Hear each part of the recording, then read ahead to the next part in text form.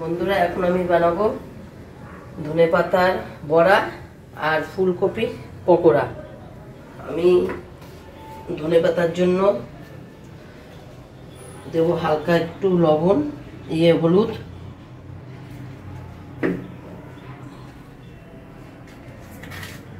লবণ,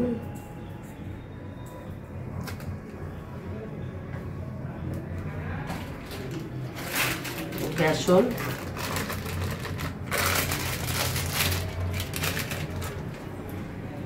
দেবো একটু চালের গুঁড়ি,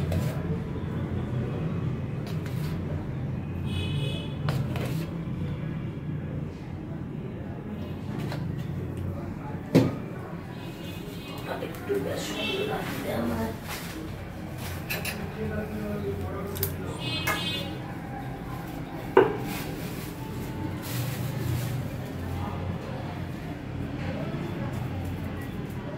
আর এইটা পকোড়া বানাবো, পকোড়ার জন্য একটু বেসন দিয়ে দেবো, বেশি করে লাগবে। ফুলকপির পকোড়াতে বেসন, হলুদ দেবো,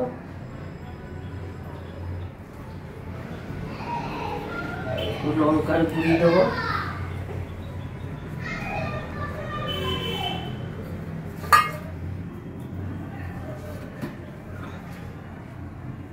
আর একটু ধনেপাতা আর একটু কাঁচা লঙ্কার গুঁড়ি দেবো।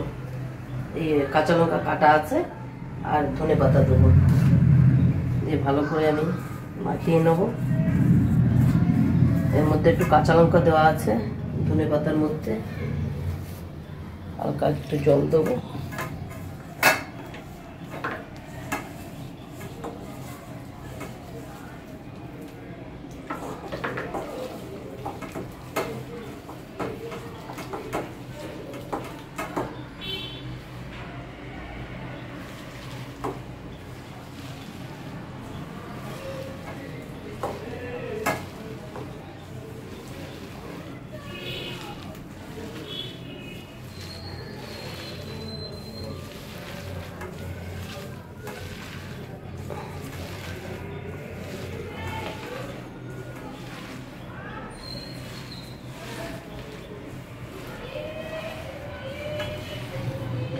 আমি এখন একটু ভালো করে মাখিয়ে নিই। এর মধ্যে আমি বেসন, ধনেপাতা, কাঁচা লঙ্কা, একটু শুকনো লঙ্কার গুঁড়ো, একটু কালো জিরে দিয়ে একটু চালের গুঁড়ি বেসন দিয়ে সুন্দর করে ফাটিয়ে নিয়েছি। নিয়ে এইবার আমি একটু ফুলকপিটা হালকা একটু ভাপিয়ে নিয়েছিলাম। নিয়ে আমি এবার সুন্দর করে ফুলকপিটা দিয়ে একটু সময় মাখিয়ে রাখবো, রেখে আমি তারপরে ফুলকপির পকোড়াটা করবো।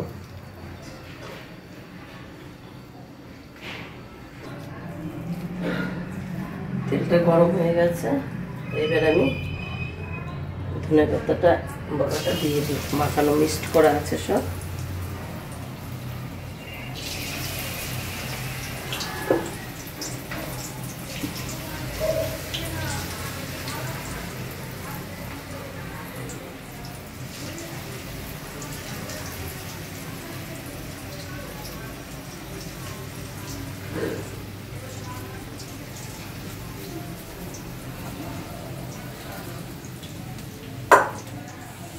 একটু ভাজাটা হতে থাকে।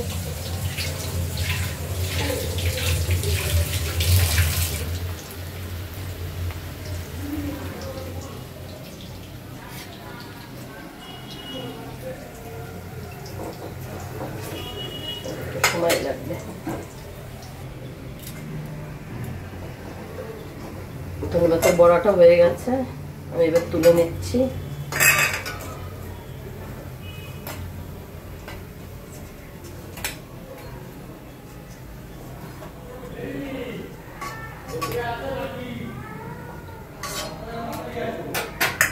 এইবার আমি ফুলকপির পকোড়াটা ছেড়ে দিচ্ছি।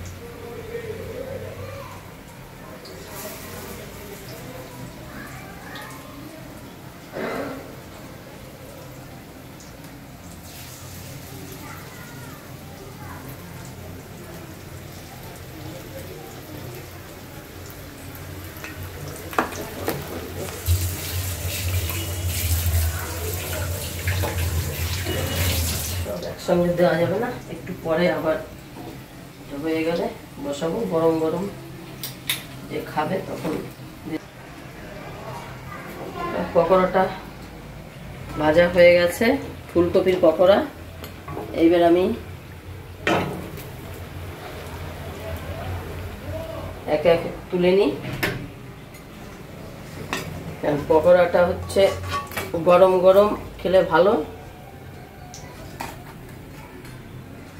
যখন সবাই খাবে একে একে সবাইকে তখন ভেজে দেবো। এটা হচ্ছে ফুলকপির পকোড়া আর এটা হচ্ছে ধনেপাতার বড়া।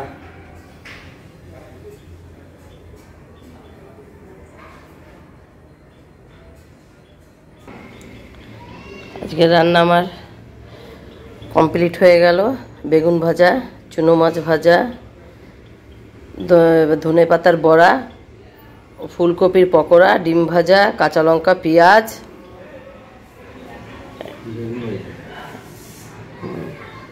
নাও খেয়ে নাও, খেয়ে নাও।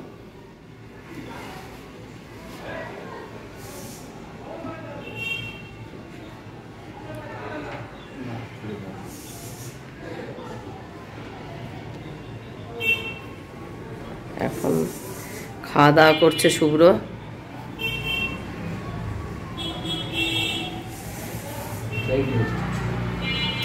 পকোড়াটা মচমচ হয়েছে।